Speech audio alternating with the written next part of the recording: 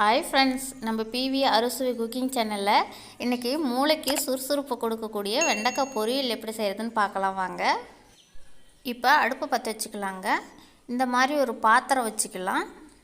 வெண்டைக்காய் பாருங்கள், நான் ஒரு 1/2 கிலோ வர அளவுக்கு எடுத்துருக்கிறேன். வெண்டைக்காய் ஃபஸ்ட்லேயே நல்லா சுத்தமாக கழுவிட்டு பொடி பொடியாக நறுக்கி பாத்திரத்தில் சேர்த்துருக்குறேங்க. வெண்டைக்காயோட வளவளப்பு போகிற அளவுக்கு நல்லா வதக்கி எடுத்துக்கலாங்க. அதுக்கு தேவையான அளவு உப்பு சேர்த்துக்கலாம். உப்பு சேர்த்து நல்லா வதக்கி எடுத்துக்கலாம். இப்போ நல்லா வெண்டைக்காயோட வளவளப்பு போகிற அளவுக்கு வதக்கி எடுத்தாச்சுங்க. வேறு பாத்திரத்தில் மாற்றி வச்சுருக்கிறேன். இப்போ அடுப்பு பற்ற வச்சுக்கலாம். இந்த மாதிரி ஒரு கடாய் வச்சுக்கலாங்க. இப்போ கடாயில் 2 ஸ்பூன் அளவுக்கு எண்ணெய் சேர்த்துக்கலாங்க. தேவையான அளவு கடுகு சேர்த்துக்கலாம். இப்போ நல்லா கடுகு பொரிஞ்சிடுச்சுங்க. தேவையான அளவு கருவேப்பிலை சேர்த்துக்கலாம். பெரிய வெங்காயம் பாருங்கள், 2 எடுத்து நீல வாக்கில் கட் பண்ணி வச்சுருக்கிறேன். ஒரு வரமிளகாய் வச்சுருக்கிறேங்க. இப்போ அதை சேர்த்து நல்லா எண்ணெயோடு வதக்கி எடுத்துக்கலாங்க.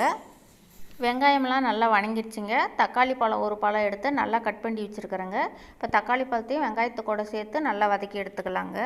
தக்காளி பழம்லாம் நல்லா வணங்கிடுச்சுங்க. இப்போ நம்ம வதக்கின வெண்டைக்காயை நம்ம தக்காளி பழத்தோடு சேர்த்து நல்லா வதக்கி எடுத்துக்கலாங்க. இப்போ வெண்டைக்காய்க்கு மசாலா சேர்த்துக்கலாங்க. 1/4 ஸ்பூன் மஞ்சள்தூள் சேர்த்துக்கலாங்க. 1 ஸ்பூன் மிளகாய் தூள் சேர்த்துக்கலாங்க. 2 ஸ்பூன் சாம்பார் தூள் சேர்த்துக்கலாங்க. தேவையான அளவு உப்பு சேர்த்துக்கலாங்க. உப்பு சேர்த்து நல்லா வதக்கி விட்டுக்கலாங்க.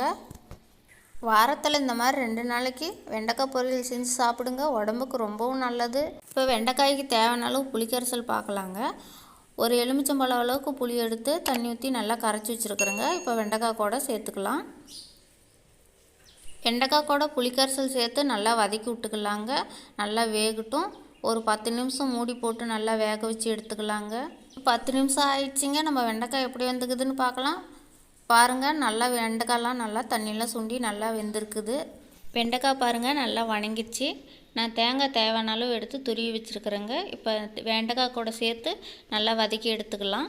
ரொம்ப சுவையான வெண்டைக்காய் பொரியல் ரெடி ஆயிடுச்சுங்க. நீங்களும் இந்த மாதிரி செஞ்சு பாருங்கள், ரொம்ப நல்லாயிருக்கும். இந்த வீடியோ பிடிச்சிருந்தா லைக் பண்ணுங்கள், கமெண்ட் பண்ணுங்கள், ஷேர் பண்ணுங்கள். மறக்காமல் எங்கள் சேனலுக்கு சப்ஸ்கிரைப் பண்ணுங்கள்.